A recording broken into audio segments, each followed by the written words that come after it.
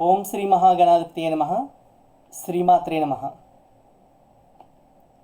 సర్వచరాచర జగత్తుకి సర్వ ప్రాణికోటికి ఆధారభూతమైనటువంటి ఆదిపరాశక్తి యొక్క మహిమను గురించి తెలుసుకునేటువంటి ప్రయత్నంలో జనమేజయుడు దేవీ యజ్ఞం ఏ విధంగా చేయాలి, దానిని భక్తితో ఆచరించడానికి కావలసినటువంటి నియమాలు ఏవైనా ఉన్నాయా, లేదా హోమ ద్రవ్యాలు ఏమిటి, దానికి ఎంతమంది బ్రాహ్మణులు కావాలి, ఏమేంటి దక్షిణగా ఇవ్వాలి, యథాశక్తిగా భక్తి శ్రద్ధలతో నేను చేస్తాను, కాకపోతే దానికి సంబంధించినటువంటి మంత్రాలు ఏమిటి, దాని నియమనిష్టలు ఏమిటి తెలియచేయండి మహాప్రభు అని వ్యాస మహర్షి వారిని జనమేజయుడు అడగడం జరుగుతుంది.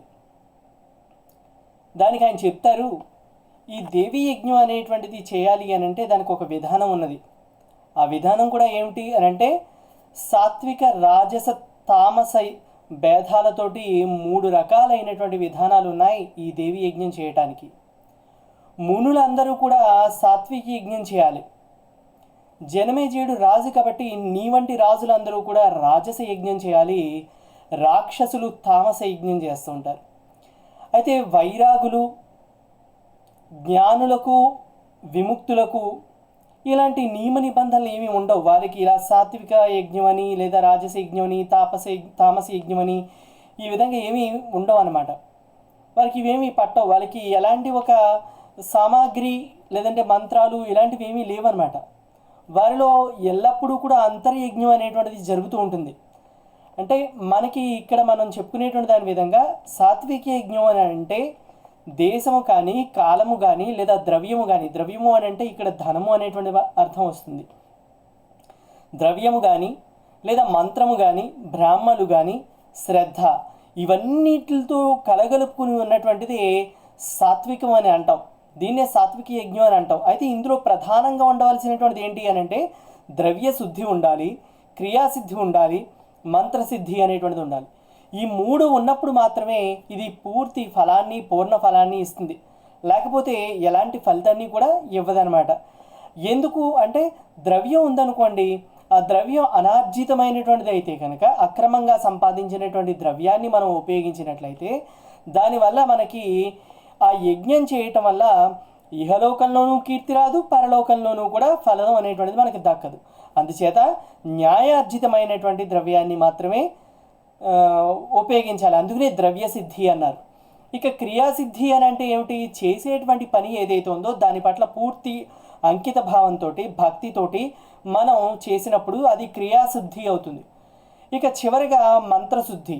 ఈ మంత్రశుద్ధి అనేటువంటిది వేదాలు, శాస్త్రాలు లేదా దేవీ యజ్ఞ పురాణం అనేటువంటిది లేదా దేవీ యజ్ఞ హోమం అనేటువంటిది ఏదైతే ఉన్నదో దాన్ని పూర్తి శ్రద్ధాశక్తులతోటి సామవేదం మిగిలినటువంటి వేదాల పట్ల అవగాహన ఉన్నటువంటి మహామునీశ్వరులు ఎవరైతే ఉన్నారో వాళ్ళ ద్వారా మాత్రమే ఇది చేయించుకోగలిగినప్పుడు అది సర్వత్రా మనకి ఆ యజ్ఞ ఫలం అనేటువంటిది లభిస్తూ ఉంటుంది.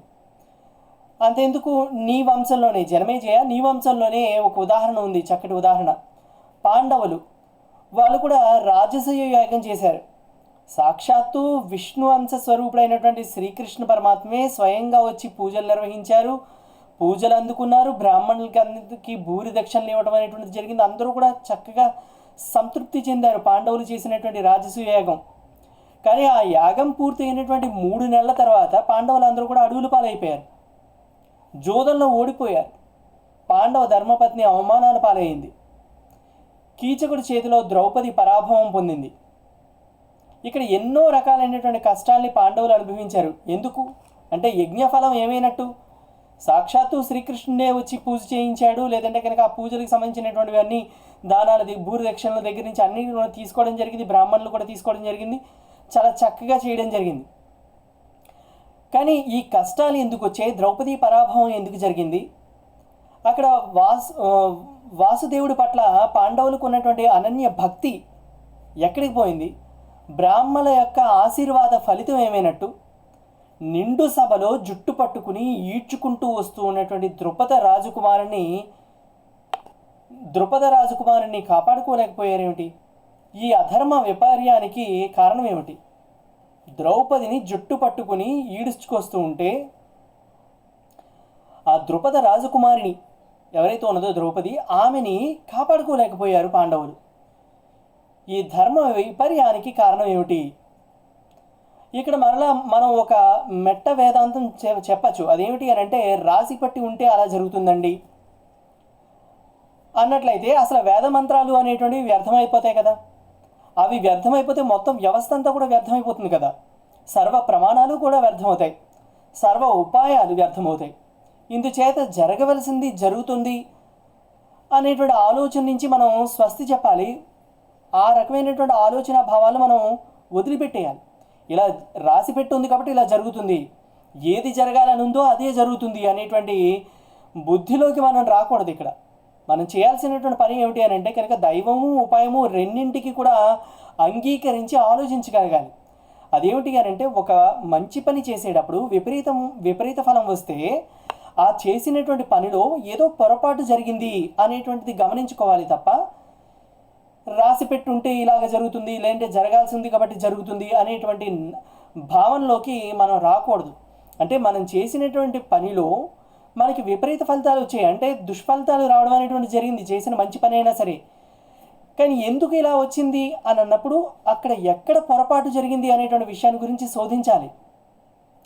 అది మనం చేసినటువంటి క్రియలో భేదమా, లేకంటే ధనంలో భేదమా, అంటే ద్రవ్య భేదమా, లేదా మంత్ర జపంలో భేదం ఉందా? ఈ మూడింట్లో ఏదో ఒకటి జరిగితే తప్ప మనకి ఇలాంటి దుష్ఫలితాలు అనేటువంటివి రావు.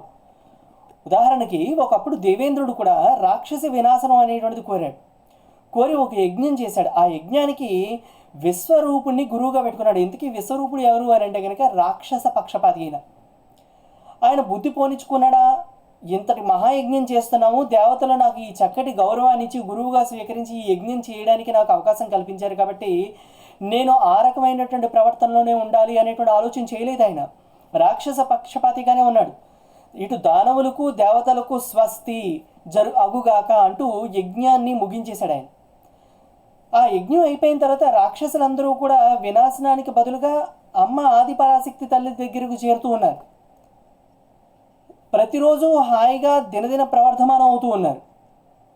దేవేంద్రుడికి ఏం అర్థం కాలేదు, ఇదేంటి మన రాక్షస సంహారం చేయాలనేటువంటి ఉద్దేశంతో కదా ఈ యజ్ఞం చేసాం, దానికి విరుద్ధంగా రాక్షసులు దినదిన ప్రవర్ధమానం అవుతూ ఉన్నారు, ఇది ఎక్కడ జరిగింది పొరపాటు అని ఆశ్చర్యపోయాడు. అప్పుడు అర్థమైంది ఆయనకి ఏంటి అని అంటే కనుక కర్తభేద దోషం ఏదైతే ఉందో ఆ దోషం జరిగింది.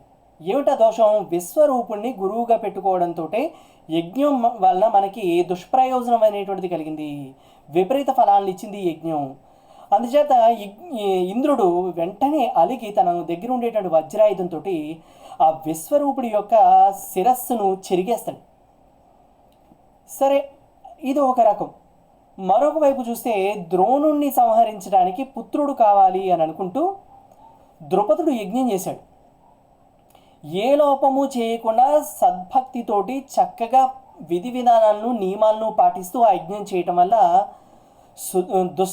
దుష్టజీవనుడు అలాగే ద్రౌపది జన్మించారు. ద్రుపదుడి కోరిక కూడా నెరవేరింది, యజ్ఞం సత్ఫలితాన్ని ఇచ్చింది. అలాగే దశరథ మహారాజు కూడా పుత్రకామేష్టి యాగాన్ని నిర్వహించాడు, 4 కొడుకులు పొందాడు. నిర్దుష్టంగా యుక్తియుక్తంగా నిర్వహిస్తే ఏ యజ్ఞం అయినా సరే ఇలా చక్కటి ఫలితాలను ఇస్తుంది. దోషజుష్టంగా చేస్తే తప్ప విపరీత ఫలితాలు రావు. అందుచేత మనం యజ్ఞం చేసేటప్పుడు లేదంటే కనుక ఏదైనా ఒక అర్చన చేసేటప్పుడు లేదా ఇంటి దగ్గర మనం చేసుకునేటువంటి పూజా విధానాలను చేసేటప్పుడు అత్యంత నిష్ఠతోటి అత్యంత శ్రద్ధాభక్తులతోటి మనం చేయాలి.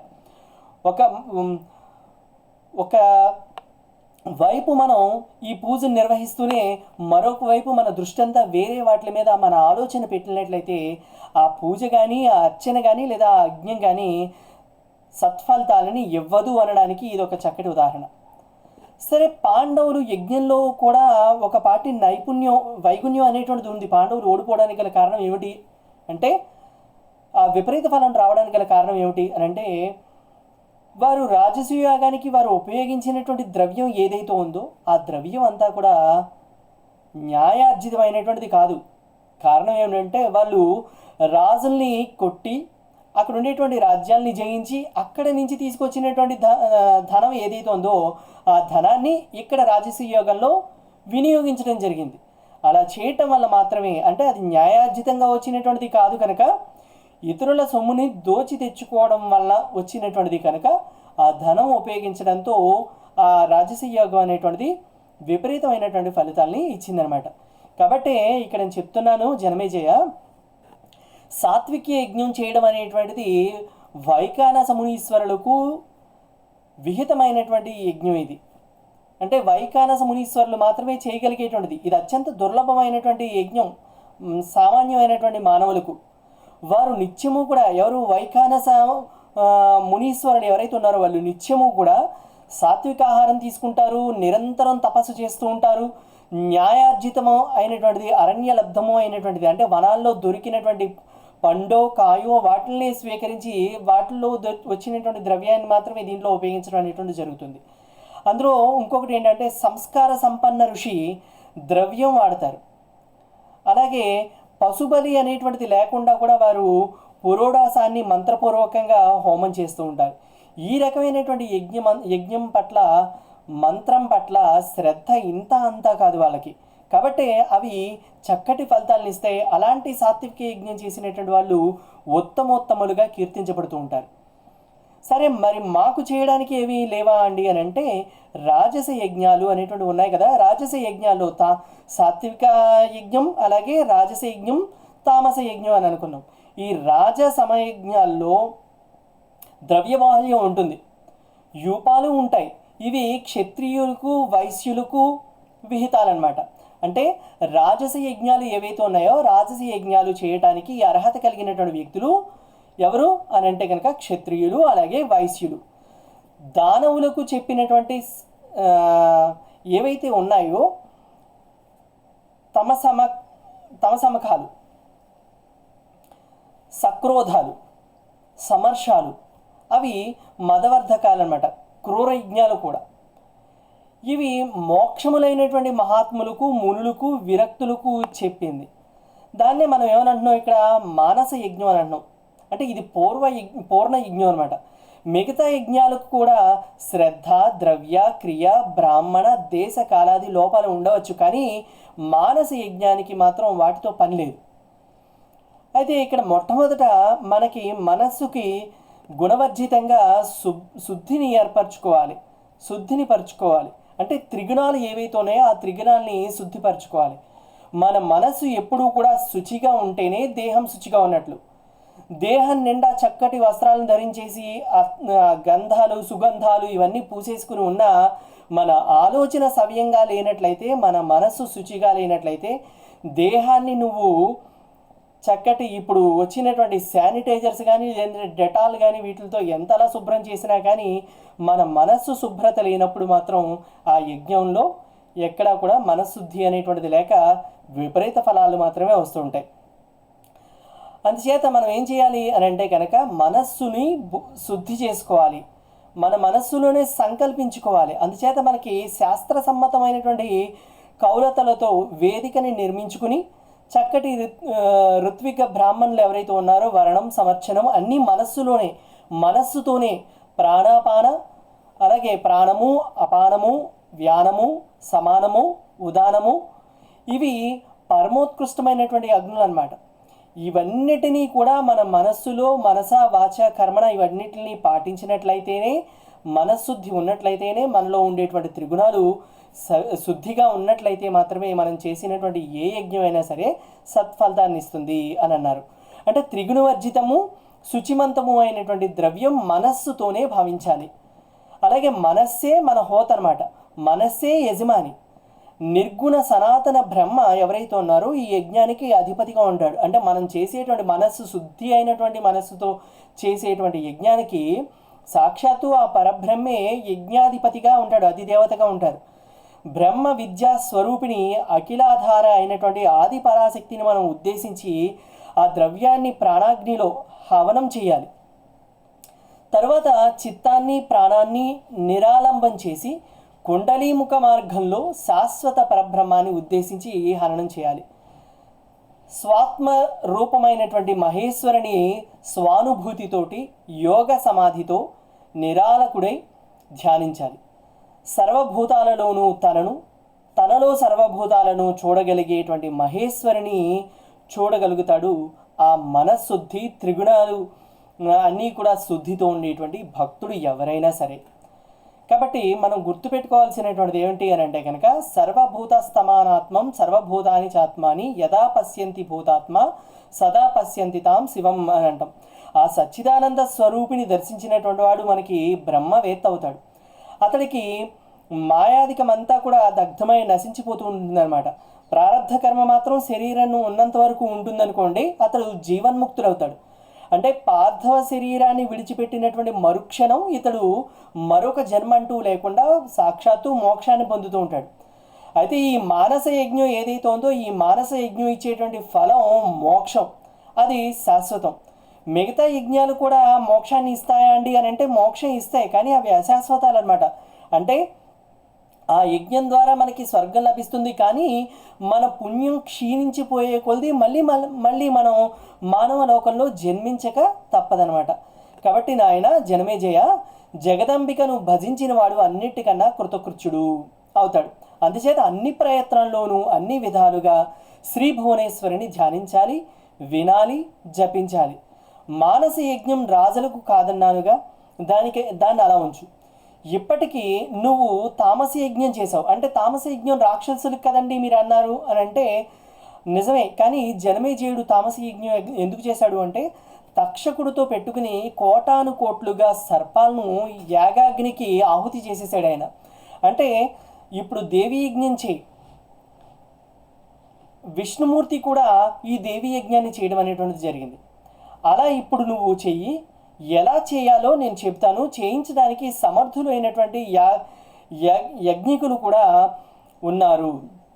యజమానుడివై ఈ యజ్ఞం చేసి మంచి ఫలాన్ని పొంది నీ తండ్రికి ఆ యజ్ఞ ఫలాన్ని ధారపోసి దుర్గతిని తొలగించు అని వ్యాస మహర్షి వారు జనమేజయుడికి చెప్తాడు. అలా దీనికి తోడు శాపదోషం ఒకటి ఉంది. మీ తండ్రికి దుర్మరణం ప్రాప్తించింది. నీ తండ్రికి ఆకాశంలో కాదు, భూమి మీద కాదు, దర్భలపైన కాదు, సంగ్రామంలో కాదు, గంగలో కాదు, సౌధంలో స్నాన దానాది విహీనమైనటువంటి మరణం పొందాడు మీ తండ్రి పరీక్షిత్ మహారాజు. ఇది చాలా రకాలుగా దుర్మరణం, చాలా రకాలుగా నరక కారణం కూడా. జనమేజయ, కాలం ఆసన్నమైందని ముందుగా తెలవడం ఒక అదృష్టం.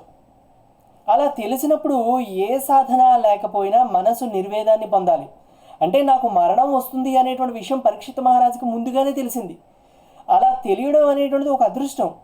అలా తెలిసినప్పుడు ఏ సాధన లేకపోయినా సరే మనస్సులో వైరాగ్య భావం అనేటువంటిది రావాలి, వైరాగ్య భావన కలగాలి.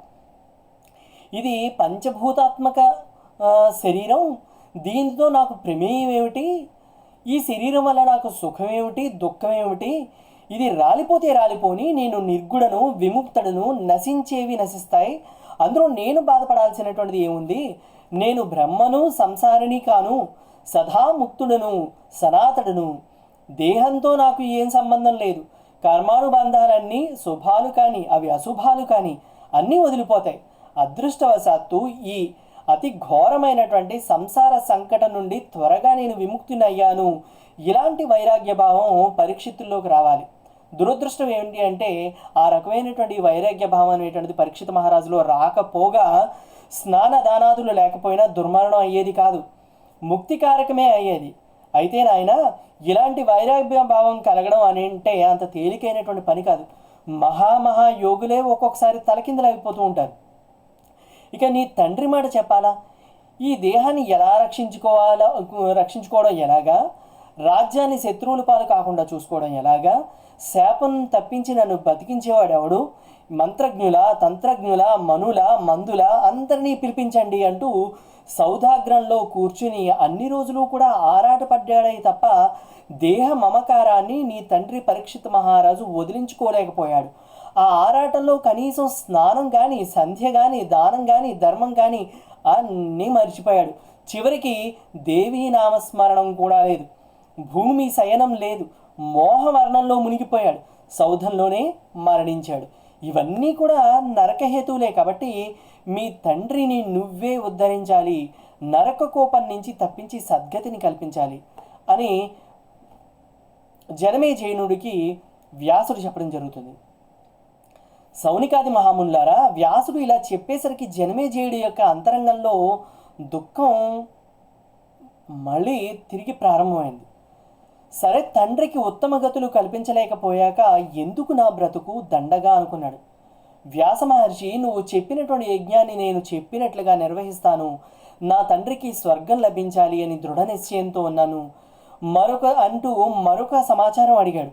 అదేమిటి అనంటే, వ్యాస మహర్షి, దేవీ యజ్ఞాన్ని లోగడ సృష్టి ఆదిలో విష్ణుమూర్తి కూడా చేశాడు అని చెప్పావు కదా నువ్వు. సమర్థుడు జగత్కారణుడు అయినటువంటి విష్ణువు అసలు ఈ యజ్ఞం ఎందుకు చేయవలసి వచ్చింది? అతడు ఆయనకి సహాయం చేసింది ఎవరు? బ్రాహ్మణులు ఎవరున్నారు? ఎంతమంది ఉన్నారు? వేద విధివలైనటువంటి ఋత్విక్కులు ఎవరు? ఇలా వివరాలన్నీ తెలియచెప్పు. విష్ణుమూర్తి చేశాడంటే గొప్ప మాటే కదా. ఇది విన్నాక యజ్ఞం ప్రారంభిద్దాం అన్నాడు జనమేజయుడు. సరే జనమేజయ, ఒకనాడు శ్వేత ద్వీపంలో త్రిమూర్తులు స్త్రీమూర్తులై జగదీశ్వరిని అర్చించారు. ఆ విషయం తెలుసు. మళ్ళీ తమ తమ పురుష రూపాలను తిరిగి పొందారు. దానితో పాటుగా మహాసరస్వతి, మహాలక్ష్మి, మహాకాళి శక్తులను కూడా వారు పొందారు.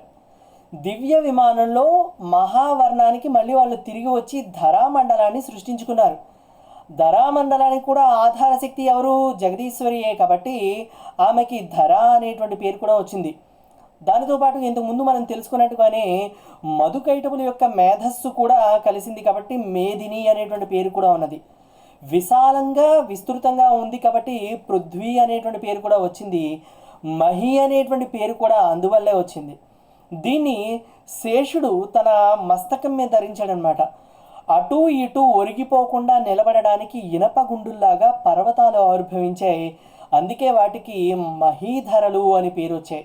మణిమయ రత్న శృంగాలతో బహుయోజన విస్తారంగా బంగారు కొండను కల్పించింది జగదంబిక. దానినే మనం ఏమంటున్నాం అని అంటే మేరు పర్వతం అని అంటున్నాం. మరీచి, నారదుడు, అత్రి, పులుహుడు, క్రతుడు, దక్షుడు, వశిష్ఠుడు అనేటువంటి వారు బ్రహ్మదేవుని యొక్క పుత్రుడు. మరీచికి కశ్యపుడు అనేటువంటి సుతుడు జన్మించాడు. దక్షకుడికి 13 మంది పుత్రుకులు కలిగారు. వారికి బహువిధాలుగా దేవతలు, దైత్యులు జన్మించారు. అతి విస్తృతమైనటువంటి కశ్యపి సృష్టి ఏదైతే ఉందో జరిగింది. అది దాని నుండి మనుష్య, పశు, సర్పాది భేదాలు అనేటువంటివి విస్తరిల్లిందనమాట. సరే, బ్రహ్మదేవుడి శరీరంలో కుడి భాగం నుండి స్వయంభూ మనువు ఆవిర్భవించాడు. వామ భాగం నుండి మంచి శతరూప అనేటువంటి స్త్రీ జన్మించింది.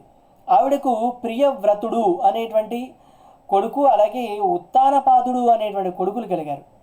మరో 3 అత్యంత సుందరాంగైనటువంటి పుత్రులు కూడా జన్మించారు. ఇలా బ్రహ్మదేవుడు సృష్టి జరిపి తన కోసం మేరు శృంగ మీద అతి మనోహరమైనటువంటి సత్యలోకాన్ని నిర్మించుకున్నాడు. లక్ష్మీదేవితో కలిసి నివసించడానికి అనువుగా విష్ణుమూర్తి అన్ని లోకాల కన్నా పైన వైకుంఠాన్ని నిర్మించుకున్నాడు. ఇక చెప్పవలసినటువంటి అవసరం లేదు. శివుడేమో కైలాసాన్ని ఏర్పరచుకున్నాడు. భూత గణాలని సిద్ధం చేసుకుని పార్వతీ సహితుడై కైలాస పర్వత శిఖరం మీద వివరిస్తున్నాడు. త్రివిష్టము అనేటువంటి స్వర్గాన్ని మేరు శిఖరాలలో ఒకదానిపై నిర్మించి మన సురేంద్రుడికి నివాసంగా అందించారు. సముద్ర మదనంలో పుట్టినటువంటి పారిజాతాన్ని, కామధేనువుని, 4 దంతాలు కలిగినటువంటి ఐరావతాన్ని, ఉచ్చైశ్రవణం అనేటువంటి గుర్రాన్ని, రంభ, మేనక, ఊరసి వంటి అప్సరసలను దేవేంద్రుడికి బహుకరించారు. ధన్వంతరి, చంద్రుడు కూడా క్షీర సముద్రం నుంచే ఆవిర్భవించారు. వీరు కూడా తమ తమ దేవగుణాలతోటి కలిసి స్వర్గంలోనే నివాసం ఏర్పరచుకుంటున్నారన్నమాట. వీరంతా స్వర్గానికి ఆభరణాలుగా నిలిచారు. అక్కడ దేవ తిర్యక్ మనుష్య భేదాలతోటి ఈ విధంగా సృష్టి జరిగింది, ముప్పేటగా సాగింది. అండజములు, శ్వేతజములు, ఉద్ధిజములు, జరాయుజములు అనేటువంటి 4 భేదాలతో కూడినటువంటి జీవరాశి కర్మానుసారంగా సముత్పన్నమైంది. సరే, సృష్టి ఇలా జరిపి త్రిమూర్తులు తమ తమ బాధ్యతలను నిర్వర్తిస్తూ తమ ఏర్పాటు చేసుకున్నటువంటి నెలవులలో, కొలువులలో సుఖ సంతోషాలతోటి అనుభవిస్తున్నారు. ఇలా ఉండగా ఒక రోజున విష్ణుమూర్తికి శ్వేతద్వీపం, మణిమండపం జ్ఞాపకం వచ్చాయి. ఆది పరాశక్తిని దర్శించి స్త్రీభావం పొంది అర్పించినటువంటి ఆ రోజు, స్తుతించినటువంటి ఆ రోజు, దివ్య మంత్రోపదేశంతో పాటుగా లక్ష్మీదేవిని అందుకున్నటువంటి అలనాటి సంఘటన ఏదైతే ఉందో అది విష్ణుమూర్తి యొక్క స్మృతి పదంలో మెరిసిందనమాట. అప్పుడు ఆయన అనుకున్నారు, మహాదేవి యజ్ఞం చేయాలి అనేటువంటి కోరిక ఆయన కలిగింది. బ్రహ్మ మహేశ్వరులను, అష్టదిక్పాలకులను అందరినీ పిలిచి కశ్యప, దక్ష, వామన, బృహస్పతులతోటి అందరినీ కూడా ఆహ్వానించి తన సంకల్పాన్ని తెలియజేశారు. యజ్ఞ సంబరాలన్నింటినీ పుష్కలంగా ఏర్పాటు చేసుకుని శిల్పులను పిలిపించి మహావిభవం ఉట్టిపడేటట్టు సుమనోహరంగా, సాత్వికంగా, విశాలంగా యజ్ఞ మండపం అనేటువంటిది నిర్మింపచేశారు శ్రీ మహావిష్ణువు. 27 మంది వేద విధులను, ఋత్విక్కులను వరించాడు. వారు విస్తారంగా వేదికలలో అంటే హోమగుండాలను ఏర్పాటు చేసుకుని అగ్నులను అన్నిటినీ రగిలించారు. దేవీ బీజ సమన్వితులైనటువంటి మంత్రాలను కూడా పఠించారు, వారు జపించారు. శాస్త్ర ప్రకారం హవిస్సులతోటి హోమాలు చేశారు. అప్పుడు ఒక అశరీరవాణి మృదువుగా వినిపించింది. అదేమిటి అని అంటే, యదా యదా హి ధర్మస్య గ్లానిర్భవతి భూతలే తదాంసేనవతి రసు కర్తవ్యం ధర్మరక్షణం అని అన్నది. అంటే ఏమిటి ఇక్కడ దాని అర్థం? హే విష్ణు, నువ్వు ఈ రోజు నుంచి దేవతల్లోకెల్లా ఉత్తమోత్తముడివి అవుతున్నావు. నువ్వు బ్రహ్మాది సకల దేవతలు నిన్ను అర్చిస్తారు. మానవులంతా నీ భక్తులు అవుతారు. వారికి నువ్వే వరదుడువు కూడా అవుతావు. సర్వయజ్ఞాలలోనూ నువ్వు ముఖ్యుడివి. యజ్ఞికులు ప్రథమార్చన నీకే చేస్తారు. దానవ పీడలు సంభవించినప్పుడు సకల దేవతల్ని కూడా నిన్ను ఆశ్రయిస్తారు. వేద పురాణాలు అన్నిటా కూడా నువ్వు పురుషోత్తముడిగా కీర్తించబడుతూ ఉంటావు. ధర్మగ్లాని సంభవించినప్పుడల్లా నువ్వే అవతారాన్ని ఎత్తి ధర్మ రక్షణ చేయాల్సి ఉంటుంది అని తెలియజేస్తుంది.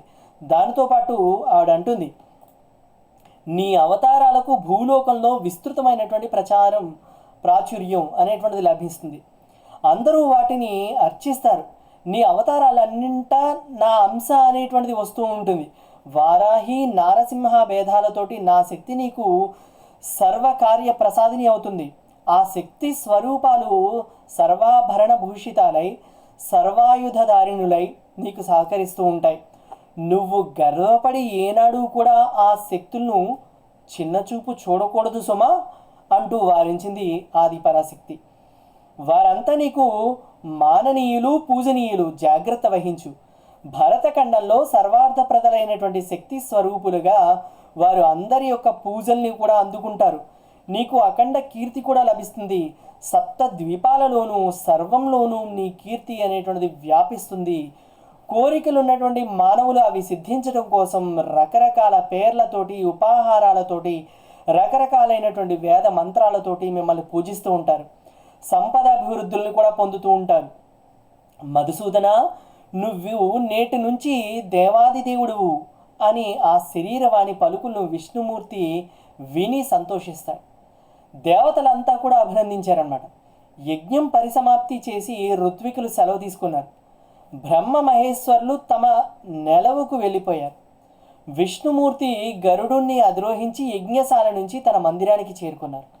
మళ్ళీ యథాపూర్వకంగా అందరూ కూడా తమ తమ విధుల్లో మునిగిపోవడం అనేటువంటిది జరిగిందన్నమాట. మునులు ఆశ్రమాల్లో ఈ వార్త అంతా కూడా చర్చనీయాంశం అయిపోయింది. అందరికీ ప్రకృతి పట్ల భక్తిభావం అనేటువంటిది, అంటే ఆది పరాశక్తి పట్ల భక్తిభావం అనేటువంటిది పెరిగింది. ఆగమోక్తమ ప్రకారంగా అందరూ కూడా శక్తి పూజలు అనేటువంటివి చేశారనమాట. జనమేజయుడికి దేవీ యజ్ఞం మీద ఒక గురి కుదిరిందనమాట. దేవీ యజ్ఞం ఎలా చెయ్యాలో తెలిసింది. చెయ్యాలనేటువంటి సంకల్పం మరింతగా బలపడింది. అయితే దేవి మహిమను కూడా నేను తెలుసుకోవాలి అని అనుకుంటున్నాను. అది కూడా చెప్పి నా జన్మ పావనం చెయ్యి అని వ్యాసుణ్ణి జనమేజయుడు అభ్యర్థించడం జరుగుతుంది. అయితే ఆ దేవి మహిమ ఏ విధంగా ఉంటుంది అనేటువంటి విషయాల్ని తదుపరి భాగంలో మనం తెలుసుకుందాం. నా పర్సనాలిటీ డెవలప్మెంట్ లేదా వ్యక్తిత్వం అనేటువంటి యూట్యూబ్ ఛానల్ని సబ్స్క్రైబ్ చేసినటువంటి ప్రతి ఒక్కరికి ధన్యవాదాలు తెలియజేస్తున్నా. ఇంకా ఎవరైనా సబ్స్క్రైబ్ చేయవలసి ఉంటే ఆ వీడియో కింద కనిపించేటువంటి సబ్స్క్రైబ్ ఆ లింక్ని ప్రెస్ చేసి సబ్స్క్రైబ్ అనేటువంటి బటన్తో పాటుగా బెల్ ఐకాన్ను కూడా నొక్కవలసిందిగా కోరుతున్నాను. ధన్యవాదాలు.